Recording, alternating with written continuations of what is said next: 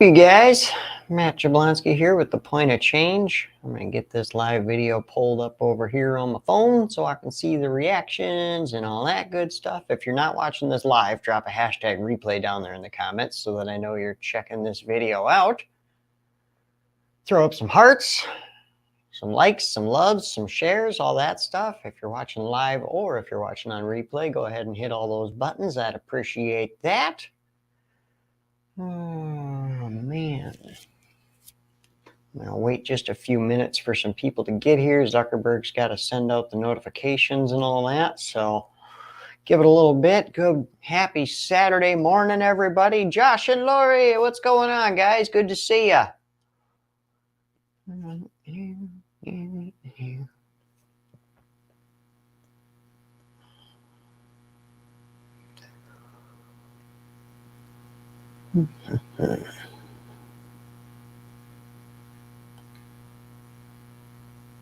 There we are. Get this up. You had me rolling earlier watching Funny Filter Friday, bro. Dude, that filter is awesome. That filter is awesome. I don't know who the heck came up with that idea. I don't know who made that, but man, I was laughing so hard at that stupid thing. Shelby, good morning. Pam, good morning. How's everybody doing? Throw some likes and loves on this video, guys. Angie, what's up? Good morning. Good morning. Michael McNeil, what's going on, brother? Good to see ya. Good to see ya. Angie getting those tags on the board. I appreciate that, guys. Tag anybody you know. If you know somebody that you think would like my videos, you know, the goofy and the fun and the learning and all the stuff we do here. If you know somebody who would appreciate this, definitely tag friends and stuff like that. Share these videos out. I'd really appreciate that. Okay, yeah, make sure you get those hearts on the board, guys. We got 2 reactions on the board so far. 3, there we go. 3 people reacting. Good work, guys. I appreciate that. The more reactions the video gets, you know, it sends it out to more people right away. If everybody that's coming in is reacting right away. There, we're up to 5. Look at that. Awesome. Then right away, Facebook is going to say, okay, people are liking it right away. Well, then we're going to show it to more people. If no reactions come up, oh, yeah, we're jumping up to 6. Awesome. Hell yeah. Good work, guys. Thanks for the likes, the loves, the shares, everything you guys do for me here on The Point of Change, continuing to spread this message. What's up, Steven? What's going on, man? Good to see ya. Heck yeah. Heck yeah, dude. So this morning, I just kind of want to talk about the importance of taking breaks and the importance of taking mental note of yourself and putting yourself first, because if you're no good, then you can't help other people. I want to really dive into that subject a little bit because this is a big one for recovery. This is a big one for recovery because here's the thing, okay? What you're doing in recovery, whether it be, you know, sharing your recovery with other people or helping others and reaching out or doing all that stuff, right? It's awesome. And it's like a really good thing that we need more of in this world, right? We need more people that are doing check-ins. We need more people that are doing outreach. We need more people that are speaking about recovery and helping others and reaching out to the next person, all that. We need all that stuff, right? Well, the problem is that we run ourselves into exhaustion. A lot of people in this recovery world run themselves so ragged with all the messages that they get, not only just the amount of messages, but the kind of messages you get when you're helping people in recovery. You know, you get messages of people sharing their deepest, darkest secrets with you, of people going through extremely traumatic things, of people sharing their extremely traumatic childhood memories with you, people reaching out for all kinds of different help with different parts in their life. Well, the thing is, if you're an empath like I am, when you read those stories, you're feeling those emotions. When you're reading those messages from this addict or from this person who's struggling, whatever it is, you really are very good at putting yourself in that as the main character in this story and identifying with that person, right? Well, then you're experiencing all of that hurt, all of those emotions. And if you are experiencing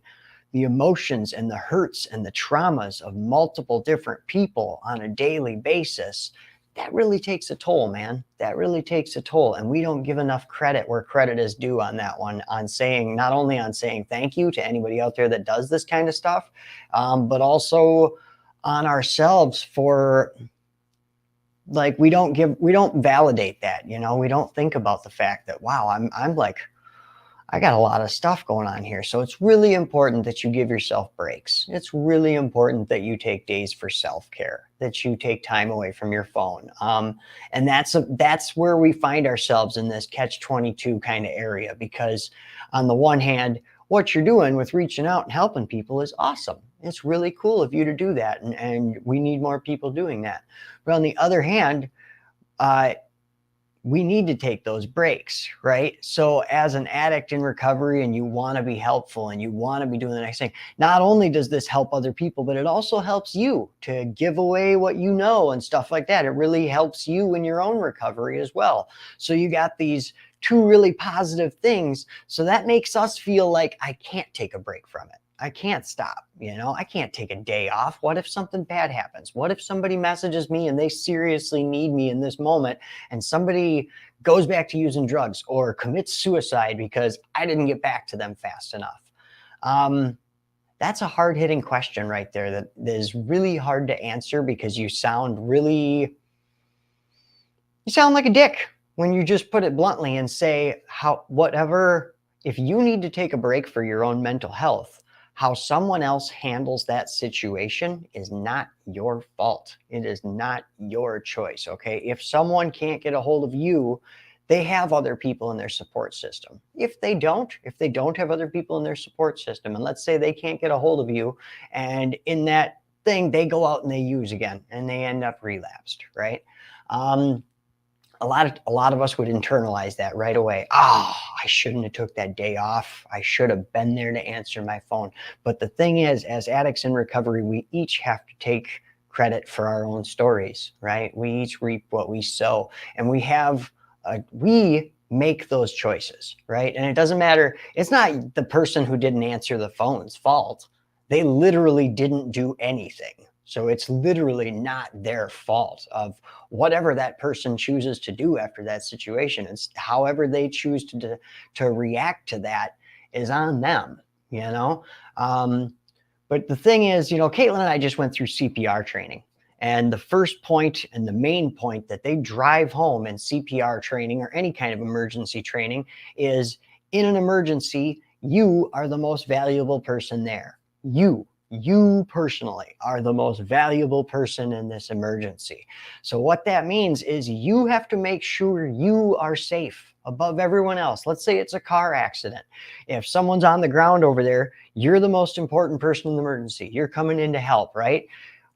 Can you just run right over there? And what if you drop down to help them on the ground and you cut your hands on the freaking glass from the car accident, or you kneel down on something sharp and it goes up into your knee?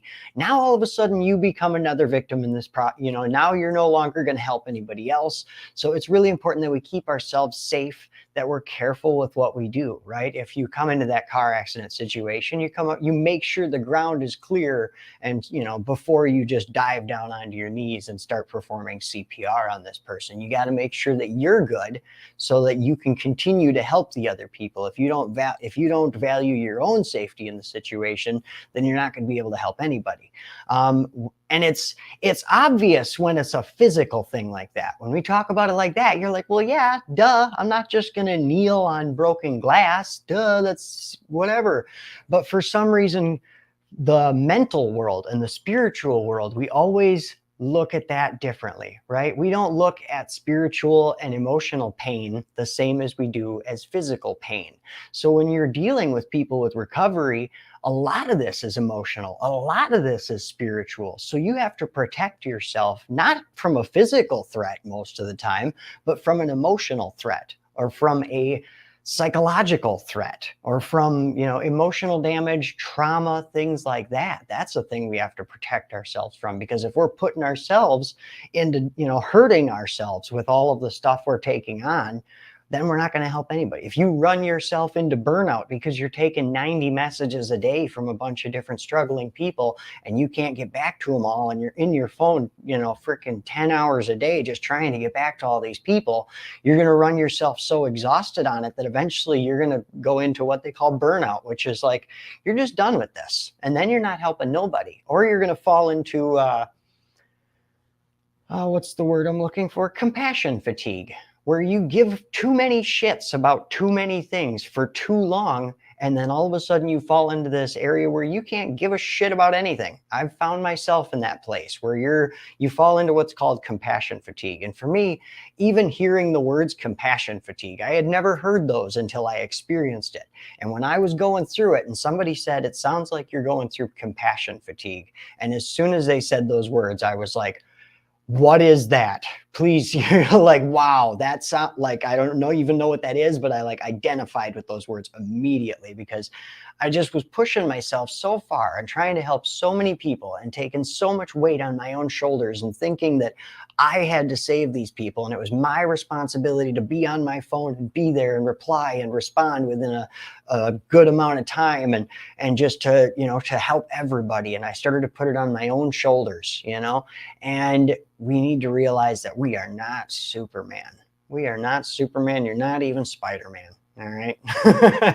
If you are, that's awesome. Keep doing what you're doing. You know what I'm saying? But make sure you're taking time for you. Make sure you're taking time away from your phone. One of my big toxic traits that I'm working on is that I justify way too much screen time with I'm helping people, so it's okay.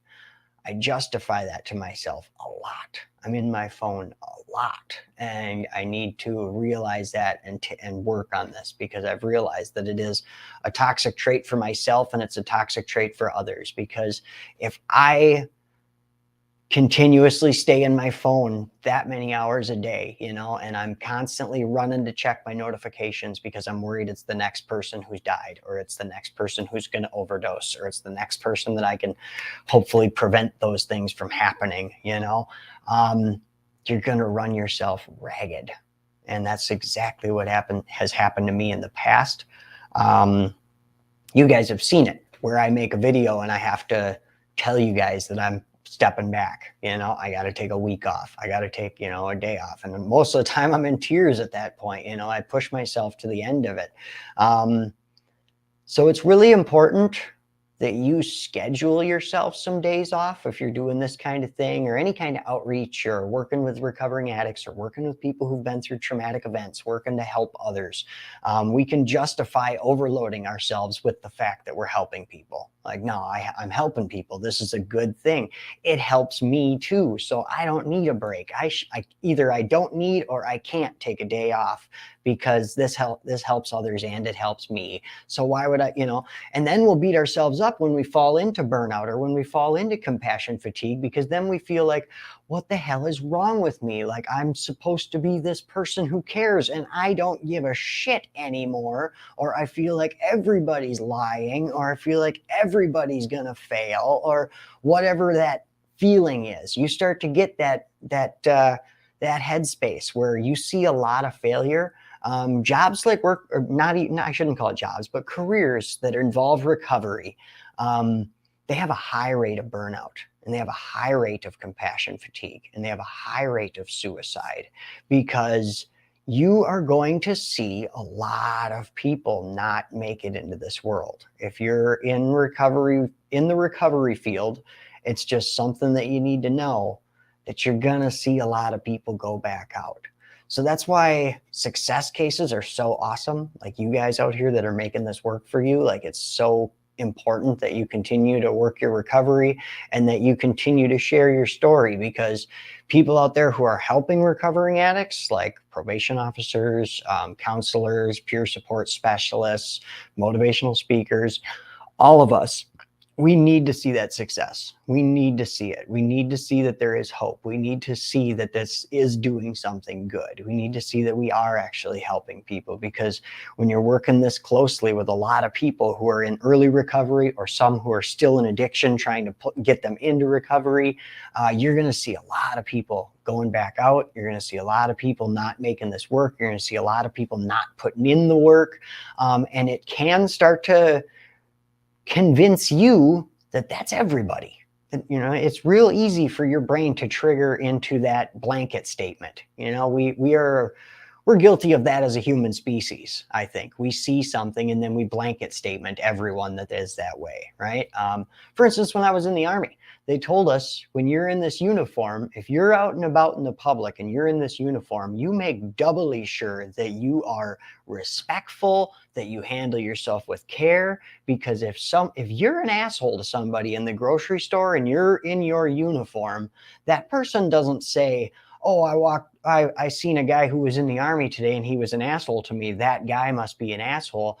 From that day forward, that person's going to say, oh, all guys who are in the Army are dicks. They're assholes. All of them are, you know? So we are very prone to just blanket statement people. You know, it's something that's destroyed a lot of things in our history that we did that to people, but it's something that we do. So try to recognize that in your own mind. If you ever find yourself blanket statementing, you know, you find yourself just saying, oh, well, you know, I see not, you know, a bunch of people failing this, so everybody's failing, or I see a bunch of people lying on this, so everybody must be lying on this. You know, it's real quickly that we can slip into that mental trick. Michael, I keep getting kicked out every couple minutes. What the heck, man? Did you go right to the point of change and come to the live video directly? That's what I always do. Don't click. I mean, you can click the notification. I appreciate clicking the notification, but if you go to your notifications and click on it and go to the live video that way, I don't know what it is. I don't know why it is. I don't know. But if you go directly to the point of change, scroll down, find it, it's a better connection. Michael, yeah, directly. What the frick, Zuckerberg? All right, then it's not on you, Michael. It's not on you. It's on Zuck. What's going on, Zuckerberg? What are you doing out there? Come on, man. You're messing with my shit. I came on from the page. Ha! I don't like that. That's it. That's it. Me and Zuckerberg are fighting. Jim, even if it's a good thing, sometimes too much is just that. If we aren't careful, we will end up being the one that needs help. Amen. Amen. That's why I say it's so important to give yourself days off, take days away from your phone, do stuff like that. Either schedule it ahead of a time, or just you got to, I guess it's kind of one of those things that you don't really know until you've been there. You know, you don't really know what your limit is until you reach it. So you're probably going to end up putting yourself in exhaustion or putting yourself in compassion fatigue at some point if you do this kind of work. But just try to learn from that. Try to learn from when you go into it. Like myself, it took me a long time to learn. And the reason I'm talking about this is because it's, I'm going to take the rest of today off of my phone, and tomorrow I don't have a guest tomorrow night. So tomorrow night there will be no video. So I'm going to be putting my phone down for the weekend and just stepping away. Tomorrow I'll probably get back on it for Messenger and stuff, but I'd still like to stay off of social media for Sunday as well. And then on Monday morning, I'll be over on Sealed Lips Destroy Monday morning at 9 a.m. to share my story of addiction and recovery. If anybody wants to hear my story, Monday the 30th at 9 a.m., go follow Sealed Lips Destroy and come check me out. That'd be great. But yeah, that's the main reason that this is, because it's something that I can feel those emotions starting to happen, right? I can feel the mental fatigue. I can feel the jitteriness in myself when I get a notification, when something goes off in my phone. I feel that instant anxiety start to kick in of, oh God, I hope it's not somebody committed suicide. I hope it's not somebody that's relapsed. I hope it's not another painful message. So I'm recognizing that in myself, and I'm realizing that I need to take a couple days off from this, because otherwise, if I continue to push, I know where it leads me. That leads me to making videos where I'm just, you guys have seen them. And those of you who have been around for a while anyways, you have seen my videos where I'm just freaking down on myself and I practically either I'm crying or I'm freaking numb or I just have nothing to talk about for days on end, we've been there in the past. We've been there. And then I end up taking like a week or a month and just walking away because I'm just frustrated and pissed off with everything, right? So when I start to recognize those early signs that I'm getting to that point again, that's when I realize, okay, take a couple days away. Okay, because like, other than the people, like most of the time when we think that, somebody's going to relapse or somebody's going to kill themselves over a way. For me, if somebody is going to relapse, it's going to happen. And if they really don't want it to happen, then they're not going to stop by just calling you. They're going to call you, and then you don't answer, they're going to call the next person. You know what I mean? They're not just going to stop calling if they could just call you.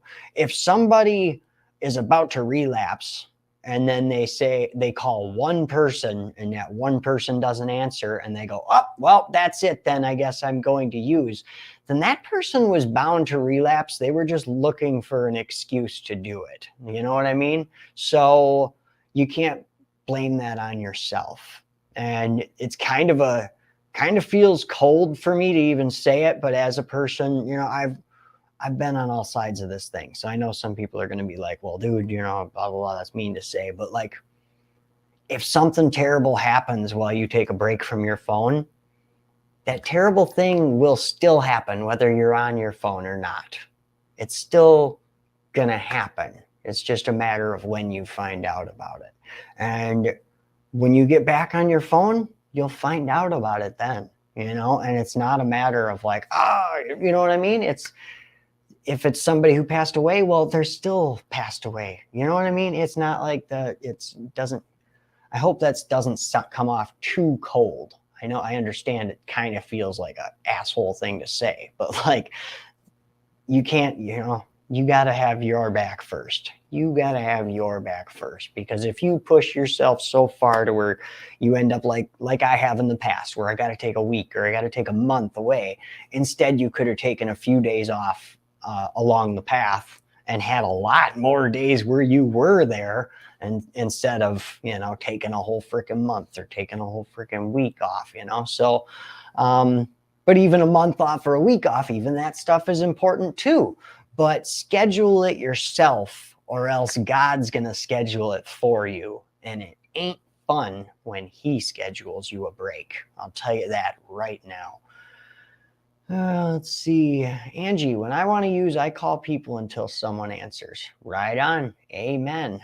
Jim, when are you going to schedule me on the Sunday live? Right on. Let's see what we got. When do we got here?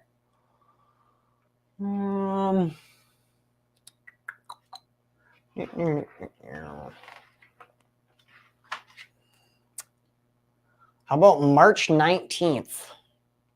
Check your schedule, Jim, and let me know. March 19th at 7 p.m. Central. If you can do that, I got a spot for you. 19th and the 26th. I need a person for both of those are open. So let me know, Jim, and let me know anybody else that's looking to share your story of addiction and recovery and you want to come up here. That's right on. I would really appreciate to hear that. Well, let's see. When I want to use, I take 10 seconds to think about where it brought me last time. I say, hell no, and smoke a joint. Right on, Beefy. Hell yeah, I appreciate that comment. That's funny. That's funny, true, and excellent advice all in one. Not for everybody. Obviously not the best advice for everybody in the world, but for those of us who recovery works that way, that's great advice. That's like my relapse prevention kit is a joint, Jurassic Park, and my couch. Those are, if I feel like smoking meth, just give me a joint, give me Jurassic Park, give me the couch, get out of here. There we go. I'll lock the doors, I'll shut my phone down, and I'm watching Jurassic Park, man. Let's see. But I really appreciate the pause there. You know, you take 10 seconds to think about it and where it brought you last time. That's playing the tape through to the end. And playing the tape through to the end is so freaking important, man. Remember that. Like when those thoughts start to come up, you know, of using or going and doing the whatever it is. Maybe it's not using. Maybe it's gambling. Maybe it's, you know, sex. Maybe it's whatever that horrible thing is. Or maybe sometimes it's like just, I don't know, whatever your compulsion is, you know, when you feel those thoughts coming up, like pause and think it through, because so often our addiction just wants us to react. You know, it just wants you to boil over and go get drugs. So it will not let you think things through, you know, and we have to force ourselves. You have to force yourself. It sucks that you're at a war within your own head. You know what I mean? Like, it's like, why don't I just want the best for myself and do the best for myself? Why is that a thing that my brain is like, no, I just want to give up. Fuck all this. I'm going to blow my life up. You know what I mean? Like, why do we have to constantly fight this inner voice? And it does get better as time continues. You know, you learn new coping skills. You learn how to live with this, and you learn how to work with this and all that stuff, right? But where was I going with that? Damn it.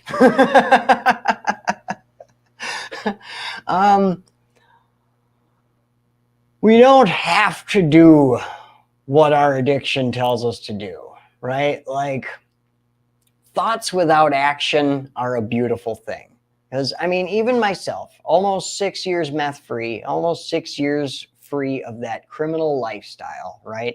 And when I walk through a diner and the freaking tip is left on the table, I still have that stupid old thought. Oh, there's $6 right there. Grab it, quick, grab it, grab it, grab it. You know what I mean?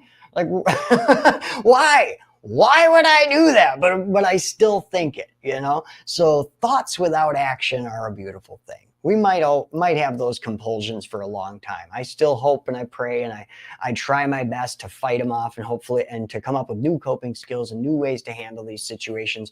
And I hope one day in my future, I will be able to walk past a table with a tip left on it and not have a single thought enter my brain about grabbing it. But part of me thinks that it's probably just, at this point, it's probably just like a mental thing that I'm kind of glad I've had that past, because like I would never just leave my money sitting there, because I know that people like me walk past and think about taking that money, you know? Jim, Maddie, what do you think about people using the CBD oils in the pens? I have mixed emotions on vape pens. I really do. I have mixed emotions on concentrations of any kind. And I'll tell you why, is because amphetamines, which eventually became crystal methamphetamine, which was my drug of choice, so obviously I have kind of a biased opinion on this one, but amphetamines were originally derived from the ephedra plant. So there was a plant, well, there is a plant, the ephedra plant, and through making concentrations of it and through extracts and stuff like that, they eventually came around to amphetamines. So I always keep in the back of my mind that just because something's extracted from a plant, even a relatively harmless plant, just because it's an extract from that, doesn't mean it's safe, and it doesn't mean it's cool. You know what I mean? So I'm always really leery on any kind of extracts, any kind of concentrate, stuff like that. Where else can I go with that? Vape pens are stupid. That's my biggest argument with using the oils out of pens and stuff, is that vape pens are dumb and you look like a douchebag. But so if you're fine with looking like a douchebag in my eyes, then it's up to you. You know, to each their own. You make your own choice. CBD oil though, and CBD, for the most part, I've seen nothing but medical benefits and stuff like that. And I've seen really good research on it. And it helps a lot of people lower their pain medication, helps a lot of people completely step away from medications. It's more of just the vape pen part makes it douchey to me. There's a million ways you can get CBD, right? Like you can do the tinctures, which is just like a oil dropper under your tongue kind of thing. You can get it in edibles. You can get a CBD cookie. You can even get CBD weed that's just, bud that's grown without or with low concentrations of THC. It's just CBD in there. My brother Chris he uses CBD for a lot of his mental illnesses, stuff like that. Really helps him control his anger. My brother has always had an anger problem, and CBD really seems to have mellowed that out for him. But he just uses the smokable CBD. So, I mean, there's a lot of options out there for anyone who's interested in CBD products or anything like that. As far as the smoking oils and the pens, even if it's straight like THC, a vape pen with the whatever oil in it or whatever, and it's a straight up THC one, I'm still going to tell you you're a douche, and I'm going to laugh at you while you smoke it. And while you hit it, I might sit over there and make little flute sounds because you're over there blowing on your douche flute. While you hit your vape pen, I'm going to sit over there and go. No, I'm just kidding. I won't do that. But it just looks douchey to me. For one, it looks douchey to me. For two, it's the vape clouds, blowing clouds, bro. You guys see this big ass cloud I just blew out, bro? Like a little tugboat. I hate it. For two, I think a part of me still hates vape pens because of meth. Because when I was a big old meth head in the 2014, 2015, 16, 17 era there, the vape pens that you could get the chamber, there was like you'd unscrew it and then you had the chamber that you would fill with a little squeeze tube of stuff or whatever and then put it all back on there. Me and a bunch of my meth head buddies figured out that, because crystal meth is water soluble. So I don't mean to give people ideas. Don't do this, okay? Nobody out there do this, all right? But we used to freaking put meth into the damn things and like use them and you just.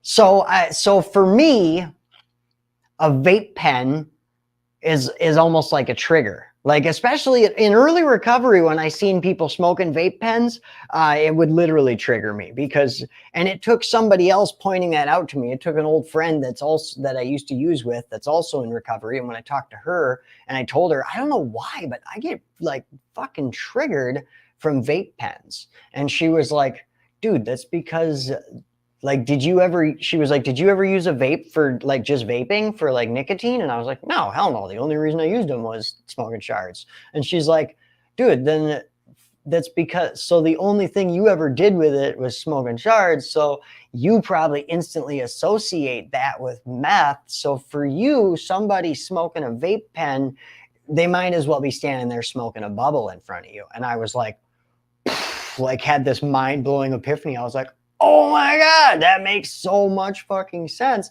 And once she pointed that out to me, then I was able to start the process of reprogramming my brain to realize that it's just a vape pen. It's not a meth pipe. He's just a douche. He's not a meth head. Sorry. I'm sorry to anybody that smokes vapes out there I don't think you yourself are a douche. I just think that you do a douchey thing. Okay. I hope that makes it feel better somewhere down in your heart. I hope you can forgive me. Jessica, CBD doesn't seem to do to me what THC does. Well, yeah, just because it's not. The only thing that's going to do to you what THC does is THC. When I'm in a full-blown anxiety attack, CBD doesn't help me at all. THC will step up and get the job done within seconds. Well, that's where you bring up an excellent point. The recovery world, the huge, I think, a cornerstone of their hatred for THC or their stance against THC use in recovery, right? Like most of the time, CBD's become a lot more acceptable in recovery, but THC is still in that. There are some people that accept THC use as well. But yeah, THC is psychoactive. But that's one property of THC, right? It has other properties along with that. It has other things that it is helps in your brain and stuff like that. But I think that THC, I think the part of it that the recovery world demonizes is that it is mind altering. It is it's psychoactive. So it is mind altering. And I think they demonize that aspect of it. Like, see, it is, it's mind or mood altering. So therefore you can't have it, blah, blah, blah, blah, blah. And I get where they're coming from. I seriously understand it. But my thing that I would say is if a person is having thoughts about using meth or using heroin or hurting themselves or hurting others or throwing their life away, I would think that that person needs to have their mind altered a little bit. And I think you would agree that that person's mind is not in a good place and it needs a little alteration. So if a person has those kind of feelings and they counteract those things with THC, for me, that's a win. That's a win all day long. But I understand the conflict on it. I see where you're coming from. If you are against those things, I totally get it. Don't think that it's that like all that stuff's wasted on me or anything. I understand your point of views. I've looked into both sides of this. I've weighed the pros and the cons for myself. There are more pros than there are cons in these boxes. So it's yeah, that's where I get to at that point. Let's see, Jim, I gotta go early today. I love and appreciate you all. Message me the date and times for live, Maddie, with my back problems. I pretty much have an open schedule. Oh, right on. So I'm gonna write it in there then, Jim. So guys, March 19th, Jim Hartley. Oh.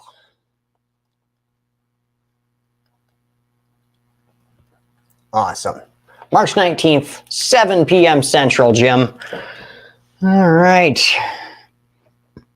All right. I see Steven. We got some big long comments here. I'm hoping you guys are getting back to them there. I can read some of them. I don't know. But let's see. I'd have to go way up to that. Either way, Jessica, CBD doesn't. Oh, I already read that one. Deborah, I use CBD for pain. Right on. That's a lot of the thing there, right there. I hear a lot of people using that. Let's see. Jim, if we haven't shed any blood, sweat, and tears over something, then we shouldn't feel entitled to it. Oh, right on. Right on. Let's see. Jessica, that's where the phrase actions speak louder than words comes from. Ooh, I like that. I like that. Did you know, here's a random fact. It's basically the things you know, Matt, about me. Oh, right on, man. Right on. Appreciate it. Awesome. Well, I appreciate you being open and honest and letting everybody else in on this too. That's cool. I appreciate that, man. We're going to keep working on it, brother, and try to get you sorted out, man. That's the best I can say. I'm going to keep praying for you. And you can message me and we'll continue to message and I'll continue to help you in the ways that I can. Yeah. So I'm glad you're here. I'm glad we have a place here that you can come and be comforted and find, and hopefully we can figure out some solutions to all the problems, man. Let's see. CBD, THC free is very pain relieving, speaking for me, right? Right on, Pam. Right on. Angie, we are a family here. Lots of us are here if you need to talk. Amen. Amen. You can message me anytime, but you can message any of these guys because like I said, for the rest of the day after I get off of this video, I'm going to be off of my phone for the rest of today. And then tomorrow I'm going to be off of Facebook, but I will be back on Messenger tomorrow. But I'm still going to try to limit my time on Messenger as well. And then Monday morning, 9 a.m. over on Sealed Lips Destroy, sharing my story. So that'll be good for me, not only to just take a step back and keep things in focus, keep that self-care up so I can be good to help you guys too. But also it's a good time to just keep my mind focused for when I share my story and go over some details and stuff because my memory sucks. I don't know if it's just because I'm 36 or if it's because I did meth for 13 years or if it's because I smoke weed now. There's a lot of reasons why I have a bad memory. Okay. A lot of things that add up to me not remembering shit. Okay. So But I like to go back over some details of my recovery and my addiction and stuff before I do those kind of lives, just so I remember it a little better, you know. Jessica, did you ever find out where the shop vac came from? Well, I found out it is on my registry. Okay, that part I found out, or it was on my registry. Apparently, someone bought that for Caitlin and I for our wedding, but it doesn't have a return address. It doesn't have a thank you, a Amazon card. Nothing came with it. So I have no idea who bought the shop vac, but at least now I know that it wasn't me, that I didn't just randomly, like, if I start shopping for stuff on Amazon in my sleep, I'm going to get really pissed off. Okay. And I was hoping that didn't happen. I was like, did I order this? Why do I have a shop vac? Where did this come from? This is weird. This is really weird. But, hey, I did forget that I even put it on my registry. I totally forgot. But I think that if you've ever gotten married, when you're doing your registry, if you got married and did the online registry thing, like, it's kind of just like at first you're like, okay, we definitely would like this and we definitely would like that. But then it's like you put together a few different idea categories for people to look through if they want to get you something for your wedding, gives you an idea. And at some points it's just kind of like, ooh, that'd be cool. Give me that. Click. Ooh, yeah, look at them. Click, click, oh, click. I'll take 3 of those, so it gets kind of fun when you're doing your registry. So a lot of stuff got put on there and I couldn't remember everything that I put on there. But apparently I had a shop vac on there and somebody got it. So thank you, whoever got me a shop vac. That's awesome. I appreciate it. Another tip for anybody that if you're getting married or getting married in the future, plan to get married someday, a little tip for decorating for you. Like not only flea markets, but frickin' Marketplace, man. Go on Facebook Marketplace and just search for wedding decorations. Holy crap. We got so much stuff for cheap.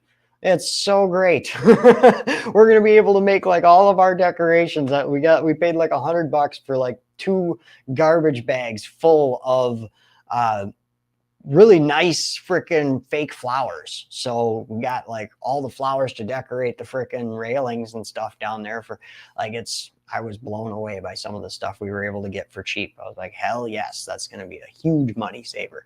Jessica, shop vac works great as a regular vacuum. That's what I use for ours for. Does way better than the actual vacuum does. All right on. Mine, well, I have a freaking Kirby. I inherited a Kirby from my father. So I got a nice ass vacuum. Oh, Pam says, I've gotten married and divorced 3 times, so thanks, but no thank you. Oh, come on, Pam. Come on. Let's see who's here that we can hook Pam up with. No, I'm just kidding. I'm kidding. Steven, here, you need somebody to help you out. Pam, this is Steven. Steven, Pam. All right, there. See, I'm like a matchmaker up here. I'm like, just call me Cupid. Know what I'm saying? What was I going to say before? I told you guys I was going to teach you something and do something up here, and then I started talking about nonsense. I completely forgot.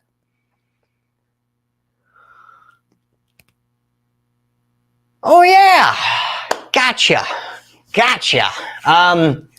I was thinking about this morning, and I think it's just kind of, I don't even know if I really have a point in talking about this, but I'm just going to talk about it because I seen something up there earlier that made me think about it. I don't even remember what that was now, but now we're here, and now I'm going to talk about it. So back in I think it was the Greeks, in Greek mythology, they believed that after you passed on, the gods took your heart out of your chest, and they put it on a scale and they weighed your heart against a feather. And if your heart was heavier than the feather, then you went to hell. And if your heart was lighter than the feather, then you went to the heaven that they believed in, And I'm very thankful they don't do that anymore, but that's where that's actually where we get the sayings of something being lighthearted or something being heavy-hearted, was because they believed that by the deeds you did in your life, caused your heart to gain weight. If you did good things, your heart would lose weight. If you did bad things, then your heart got heavier. And when you died, the gods would pull your heart out and they would weigh it against a feather. And if your heart was lighter than a feather, then you would go to heaven. So I guess it's one of those situations that made me realize like, because a lot of people with Christianity, and myself included, have had the thought of like, if God looks at our goodness and our badness and then decides if we're going to go to heaven or hell, like how many, there's got to be nobody in heaven, right? Like nobody is going to make it. And I guess it was kind of like, it's kind of like, wow, I'm glad to see in a way that belief system has always been that there's always been kind of a belief that it'd be super hard to get to heaven, but either way of those thoughts, thank goodness that God actually came down here and told us who he was and told us what he expects of us. And then we can know him and actually become, and we don't have to earn a way into heaven. There's no way to earn a way into heaven, That's by my beliefs, not trying to stomp on anybody's beliefs or push my crap down your throat. Don't jump all over me. I don't want any letters, okay? I don't want any letters. I'm not trying to preach to you. But I'm very thankful in my own belief system that Jesus Christ came down here and made a way where it would be impossible by any other standards to make it into heaven, and he came down here and made a way for us little people to make it and to be there with him. And that's pretty cool, man. That's pretty cool. Jessica, oh Lord, so many people going to hell if that's the case. Well, any religion that you look into that believes in a heaven or a hell, it's not a everybody gets to go open party kind of thing. A lot of people look at Christianity and think that it's one of the worst, that like by Christians' laws that nobody's going to make it to heaven, that you read the Bible and you're like, especially because Jesus came down, a lot of people think Jesus was more loose leaf than God, that God was like this, he's God the Father and he's the just this laying down the laws and the rules kind of guy, and then Jesus came down here and was kind of his hippy dippy son and was like, hey guys, no, you just gotta like love each other and stuff, man. Yeah, everything's cool. Don't worry about my dad, man. He's grumbly and makes all that noise up there, bro, but he's really a loving guy and like we just gotta get along, but honestly, Jesus came down and he like laid down he was a little more strict than God in a lot of ways. Like, not really that he's more strict than God because he has the same strictness as God because he is God and they are one and the same, although separate. Weird, hard to grasp, but whatever. So like when Jesus came down here and went over the 10 Commandments, when they asked him about the 10 Commandments and stuff, and he was like, you have heard that it said that thou shalt not kill. But I tell you that even if you hate someone, you've already committed murder in your heart. So he came down here and he wasn't like, no, guys, my dad's rules or whatever. He was kind of like, dude, actually, you guys think it's hard to not kill people. No, it's even harder than you guys are making it. You can't not just kill people. You can't actually hate anyone. And then he was like, oh, and you think that you're doing good because you've never cheated on your spouse or whatever. So you think you're good because thou shalt not, commit adultery. But honestly, if you've ever even looked at another woman and had a lustful thought, you're guilty of it. So he was kind of saying even the people who thought they were doing good on the whole 10 Commandments thing, even they're screwing it up. But in telling us that it's actually more strict than we think it is, in telling us that, and in a way he was taking away that pride that we can feel, that, oh, well, I'm good, oh, no one have to worry about me. I never killed anybody, never cheated on my wife. And he's like, yeah, but you looked at chicks and you hate that guy, so you're already guilty. It was kind of like it goes that far kind of a situation, But he told us that news, but then eventually re-signed the covenant, so it wasn't him telling you, there's more rules to follow than that. He wasn't trying to say you guys aren't, you guys think you're following the rules in here, but there's actually way more rules than that and you're breaking all of them. He wasn't trying to be condemning in that way. What he was trying to say is you think that there's, a very small chance of getting into heaven. There's actually less chance than that.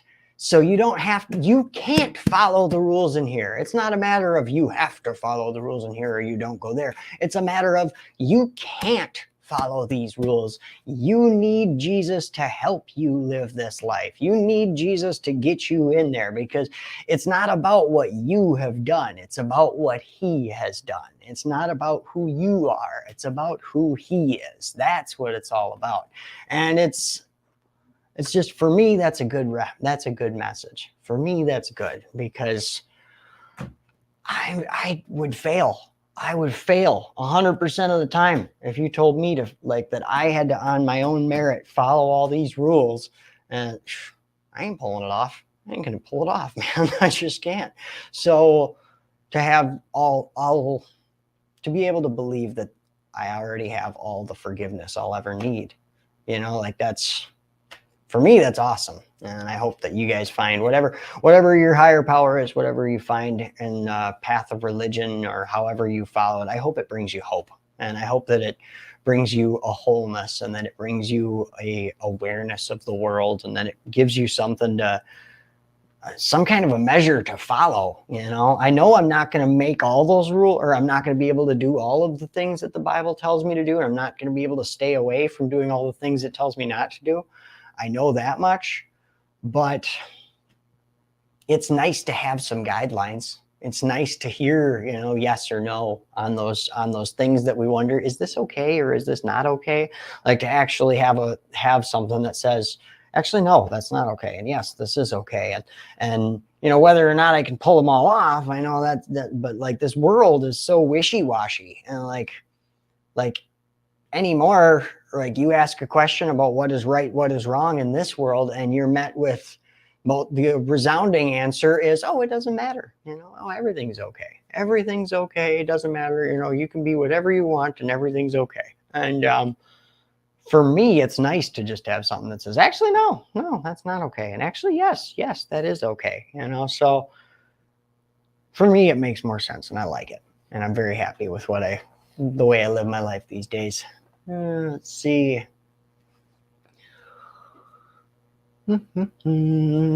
What's up, Brian? Good to see you. Jessica, I think people are what make Christianity a bad thing. The Christians I was raised around is what made me turn away from religion. But as I've gotten older, I realized there's other Christians out there that don't do the weird, crazy things my grandparents did. I've heard that story from a lot of people on many different fronts. I actually know somebody who was raised in a religious cult, and nowadays she's an atheist and goes kind of the other way. But to hear from her some of the things that she went through, and some of the ways that the scripture was interpreted and twisted in order to make her fit this role, in order to almost enslave you into this church that she was involved with. And she explained some really, really eye-opening stuff to me, and showed me some signs to watch for. Because I was like, I'm sorry that you had that experience with that church, but this church that I'm involved with, everything that's either religious or, an organization of sorts has some weirdness, but it shouldn't be like grossness or like, taking over your life, controlling your life kind of stuff, but there's always going to be some weirdness, or some of the people that are involved in the church are kind of weird or whatever, but I was still like, hey, I love my faith and I love what I'm growing, but I seen some of her posts about things that she had been through. And I guess I kind of wanted just a heads up, as far as because I don't want to find myself in a situation where I think everything's okay, because I think this is, this is just church and it's a little different, but it's not, but this doesn't seem bad. It does seem weird. It's setting off flags, but, and then end up finding out that, actually you're involved in a cult, or something like that. And you just didn't know it. So I talked to her and asked her, about her story and about, how she came to find out about it all and all this stuff. And it was really eye-opening, and she gave me some good things to look for when you're involved with the church, and just, good signs that you're not actually involved with a church and involved with a cult, like, so yeah, I'm very, what's the word I'm looking for? I'm very empathetic to people not having the same views as me, and I have a box elder bug climbing on my webcam right now. What's up, bro? Come here. Come on. I'm very empathetic to people who don't share my beliefs, and to people who, here, I got a little buddy. Not only to people who don't share my beliefs, but people who were traumatized by some of the things that helped me. I'm very empathetic to all that because of my friend who was in that religious cult. Like, it taught me that, hey, this, some people might get triggered by me talking about the Bible and stuff like that. And I mean, I'm not going to stop talking about it because it's something that's brought a great awesomeness into my life, but it is something that has opened my eyes in ways. And it's crazy, this world, how, like, everything you find in this world, there will be an opposite side of it, but like, even Caitlin, her first introduction to God was when her dad went all crazy religious when they were younger, and like burnt all their toys, and like they weren't allowed to have any video games and no TV, and their toys got thrown away and burnt and stuff. And all of a sudden her dad was gonna, they were going to church, and her experience with God when she was younger was that he was not cool, and he made people go crazy and throw away your toys and all this stuff, whereas now she's met God through me and the church that we attend now, and the church and God as I understand him, and she finds the loving, wonderful side of God, and the happiness that she has today through that same thing that she thought was so restrictive and terrible before is now something that she really loves, and that, prays on a daily basis. And we say grace every time we have dinner, and she reads the Bible, and we go to church every Sunday. So it's a lot about the light that you see God in, and who introduces you to God.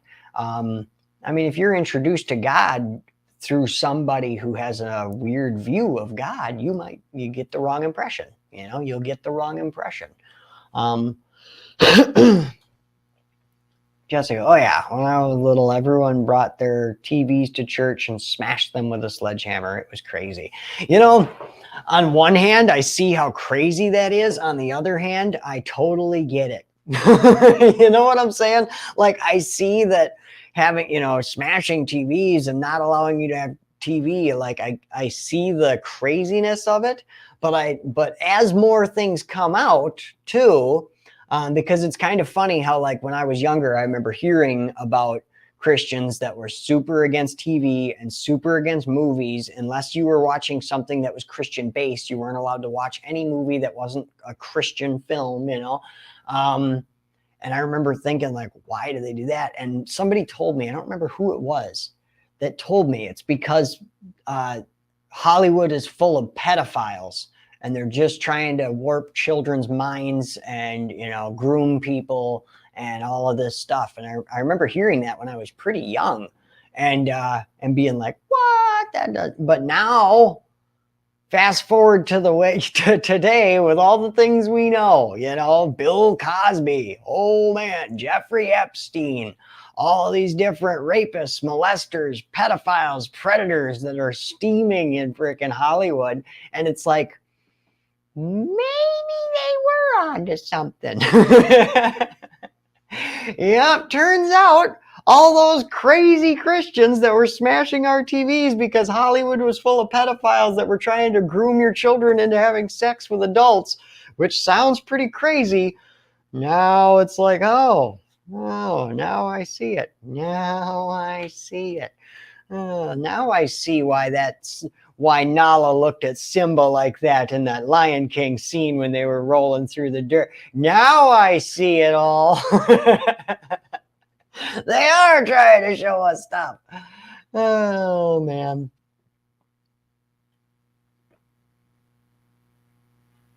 TV stops you from getting your work done. People get lazy when they have TVs. It's always, I'll watch this before I do dishes. And that was a big no-no in my family. Ooh, I could totally see that. I can totally understand that one. Caitlin didn't have a TV for years before she got together with me. When she first moved in with me, it was me, my older brother Troy, and Caitlin, and my brother Troy's daughter lived with us as well. So it was all of us in this house. And we had Troy's TV. We had Troy's big old TV down there. Well, then when Troy and his wife, his now wife, he met his girlfriend, and they decided they were going to, try life out and move out. And so they moved out, and it's just been Caitlin and I here. Well, when he moved out, he was like, Maddie, I hate to do this, but I got to take my TV. And the shitty thing was, when he first moved in with me, he broke my TV. And then he ended up getting a new one, and we just used his. Well, then he moved out. It was just a tiny, shitty TV that he broke. It was just a stupid situation. He got out of his bed in the morning. We lived in the other apartment, got out of his bed, stumbled a little bit, and tipped the TV right off the TV stand, broke it. So anyways, we were using Troy's TV for a long time. So when Troy moved out, he was like, Maddie, I got to do it. I got to take the TV. And I was like, no, that's cool, man. I'll get a new one. Don't worry about it. He took that TV. The next day, I come downstairs, and Caitlin's got all of her plants all over the TV stand. And I was like, no. Don't you fucking get used to it. Don't you move in and think that this is happening. I don't fucking think so. She would love that. Someday, if we got rid of the TV, she would love it. Maybe someday I'll have my TV down in my man cave, and she won't have to watch it with me, because that is one thing that she tries not to watch it, but she has that brain that just kind of latches on, so she'll like walk through the living room, and I'm watching whatever, mostly it's Avengers and stuff like that. She'll walk through and glance at the TV, and all of a sudden she just stops in her tracks, and she's just zoned out, man, just gone. And it's like, hey babe, what were you going to do? Oh yeah. And she'll keep walking. So for her, it's straight up is just a freaking mind. It's like a mind control device. She's just must stare at colorful box. Steven, still to this day, and now being an adult and understanding Lion King, it has a tendency to choke me up a little when I watch it. So I just don't watch it. Right on, man. I can appreciate that. That movie is pretty sad. And it's crazy, all that stuff. I remember not that long ago, Krista Purdy, sober monster over there, she posted, and she might have copy and pasted it from somebody else, but she posted, the top of the post said, I can't believe this. How could you do this? You killed your own brother, and now you're trying to kill your nephew. This is disgusting. I can't stand you. And then a couple spaces down, it was like, sorry, everybody watching Lion King and getting a little worked up. It was like, Gabby had me right away as soon as I read that first line. How could you do this? You killed your own brother. I was like, oh no, what is going on? Like, thought it was like and maybe that's a trauma response from being in recovery and being so used to seeing those kind of posts, Nope, watching The Lion King. But, when you find out that, so Mufasa and Scar are brothers, right? Mufasa in what's the language? Somebody out there might know the language in Africa that those names were based off of. I don't know it, but Mufasa in that language means king. Yeah, that's pretty cool, right? Frickin' Scar, whose nickname is Scar, but his real name is said in a it was either The Lion King 2 or it was a TV show. I can't remember where they said it, but you find out that Scar's real name is Taka. Taka in that same language is garbage. So you so you named your two sons King and Garbage. And then you're all pissed off that the one becomes an asshole, you know? What did you expect? Let's see, Stevens. Oh, I hear that one. So they kind of screwed him, right? You know what I mean? It's like you kind of set him up for failure. Poor bastard. Of course he tried to kill him when he grew up. What a Cain and Abel kind of situation that is. Oh man. All right, guys. Well, it is now 11 o'clock. Thank you guys for hanging out with me this morning. As I said before, today I'm taking the rest of the day off of my phone. I'm getting way too consumed in screen time, for one. And for two, I'm getting way too... I can feel the anxiety building. I can feel that I need a break from it. I've just been dealing with way too many serious things coming in on Messenger. Not from, and I mean, this isn't just recent. This has been going on for months now. It's like every message that I get coming in is like a life or death kind of situation. And in a lot of cases, it's been a death kind of situation. And it started back in like October, November when my phone, I started getting this going on. So yeah, not trying to get too sad about it, but it's just been a lot. And I can see myself getting to the point now where like when my phone vibrates or anything, I instantly have those alarms going off in my head of already thinking that it's something bad has happened. And I'm jumping to that conclusion, you know, right away wondering who died, you know, and who relapsed. And so I got to take some time away and just focus on me and focus on the house and getting stuff done around here and just being me for a couple days. So today and tomorrow, I'm going to stay off of my phone. So thank you guys so much. And if you need anything, you know, of course, you can measure or you can message. There's so many people right here in these comments that would be happy to talk to you if you need somebody to talk to. So thank you guys. And I will talk to you guys in a couple days. Until then, stay happy, stay healthy, and stay clean.